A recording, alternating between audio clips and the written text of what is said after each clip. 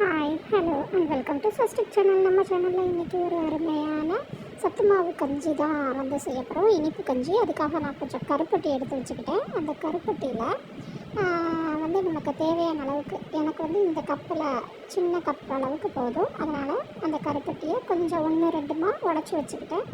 அதில் தேவையான அளவு தண்ணி சேர்த்து நல்லா கரைச்சிட்டு போகிறேன். பாகெல்லாம் எடுக்க வேண்டிய அவசியம் இல்லை. எதுக்காக இப்படி கரைக்கிறோம் அப்படின்னா சீக்கிரமாக வந்து சத்து மாவோட இந்த கருப்பட்டி வந்து கலந்துடும். அதுக்காக லைட்டாக சூடு பண்ணி கரைச்சிக்க போகிறேன். இன்னொரு பாத்திரத்தில் 1 கப் அளவுக்கு சத்து மாவு. அந்த சத்து மாவு வந்து நான் வீட்டில் தான் செஞ்சேன். உங்களுக்கு தேவைன்னா கமெண்ட்ஸில் சொல்லுங்கள். எப்படி சத்து மாவு ரெடி பண்ணுறதுங்கிறத பற்றினா அடுத்த வீடியோ நான் போடுறேன். இந்த சத்து மாவு கூட தேவையான அளவு தண்ணி சேர்த்து நல்லா மிக்ஸ் பண்ணிக்கிறேன். அடுப்பு பற்ற வைக்காமல் இந்த சத்து மாவை நல்லா கரைச்சி எடுத்துக்கணும். கட்டி இல்லாத அளவுக்கு தண்ணி சேர்த்து நல்லா கரைச்சி எடுத்துக்கணும். அதில் ஒரு சிட்டிகை அளவுக்கு உப்பு சேர்த்துக்கணும். உப்பு சேர்த்துக்கும் போது இனிப்பு வந்து நல்லா எடுத்து கொடுக்கும்னு சொல்லுவாங்க. அதுக்காக தான் நிறைய போட்டுறாதீங்க.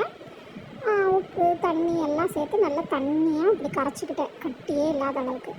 அதுக்கப்புறம் அடுப்பை பற்ற வச்சு ஸ்லோலையே அடுப்பை வச்சு நல்லா மிக்ஸ் பண்ணிக்கிட்டே இருக்கணும். கைவிடாமல் மிக்ஸ் பண்ணணும். ஒரு செகண்ட் நீங்கள் விட்டுட்டிங்கன்னா கூட என்ன ஆகிடும் அப்படின்னா கீழே கட்டி ஃபார்ம் ஆக ஆரம்பிச்சிடும். அதனால் கட்டி சேராத அளவுக்கு விஸ்க் வச்சோ இல்லை கரண்டி வச்சோ நல்லா மிக்ஸ் பண்ணிகிட்டே இருக்கணும்.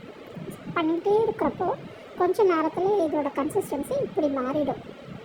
பாருங்கள், நல்லா குழந்தைங்களுக்கு கொடுக்கக்கூடிய சர்லாக் பேஸ்ட் மாதிரி வந்துடுச்சு.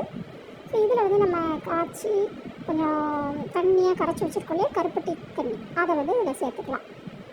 அது ஏற்கனவே நம்ம காய்ச்சி வச்சதுனால கொஞ்சம் வெதுவெதுப்பான சூட்டில் தான் இருக்குது. அதை இது கூட சேர்த்து நல்லா மிக்ஸ் பண்ணிக்கணும். இப்போ இந்த சத்து மாவும் அந்த கருப்பட்டி கரைசலும் ஒன்றா சேர்த்துக்கணும்.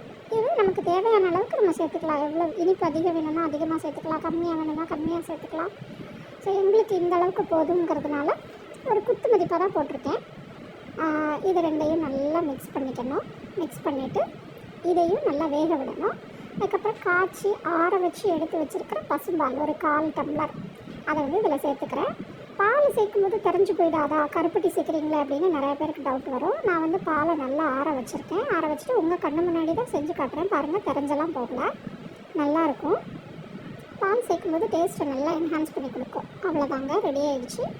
இதை வந்து ஒரு கப்பில் ஊற்றி நம்ம சர்வ் பண்ணலாம். ஒருவேளை குழந்தைங்க அடம் பிடிக்கிறாங்க, வெயில் ஜாஸ்தியாக இருக்குது அப்படின்னு நினச்சிங்கன்னா நீங்கள் இதையே ஃப்ரிட்ஜில் ஸ்டோர் பண்ணி சில்லுன்னு கூட கொடுக்கலாம். இனிப்பு கூழ் மாதிரி விரும்பி சாப்பிட்ருவாங்க. வெயில் நேரத்துக்கு நமக்கு வந்து கிச்சனுக்குள்ளே போய் சமைக்கிறதுக்கே ரொம்ப கஷ்டமாக இருக்கும் இல்லையா, அதுக்கு வந்து இந்த மாதிரி சத்துள்ள பானங்களை வந்து தயார் பண்ணி சாப்பிட்டோம்னா நமக்கு வந்து ஹெல்த்தும் கூட ப்ளஸ் ஈஸியாகவும் இருக்கும். பாய்.